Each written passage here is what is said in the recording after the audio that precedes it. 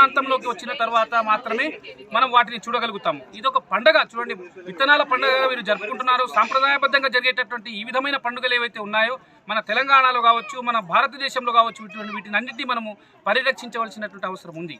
అంతేకాకుండా మనం ఇక్కడ చూడవచ్చు, ప్రతి రకానికి చెందినటువంటి వెరైటీస్ ఏవైతే ఉన్నాయో వాటి యొక్క నాణ్యత కూడా, వాటిలో ఉండేటటువంటి న్యూట్రిషన్ వాల్యూస్ కూడా చాలా వ్యత్యాసం ఉంటాయి.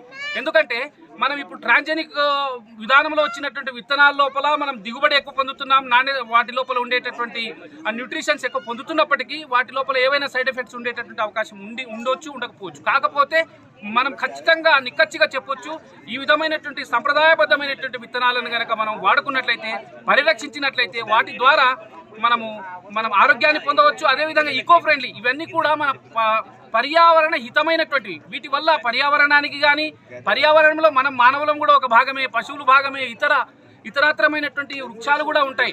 వాటన్నిటికీ ఏ విధమైనటువంటి హాని కలగకుండా ఈ విత్తనాలన్నీ కూడా మళ్ళీ తర్వాతి తరాన్ని ఇస్తున్నాయి. కాబట్టి DDSతో పాటు చాలా రకాలైనటువంటి విశ్వవిద్యాలయాలు వాటితో అనుబంధాన్ని ఏర్పరచుకొని, MOUs ఏర్పరచుకొని వివిధ రకాల పరిశోధనలు చేపడుతున్నారు.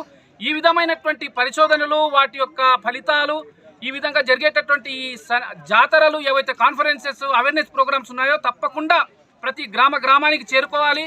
విద్యావంతులకు, ముఖ్యంగా పాఠశాల స్థాయికి, కళాశాల స్థాయికి, విశ్వవిద్యాలయ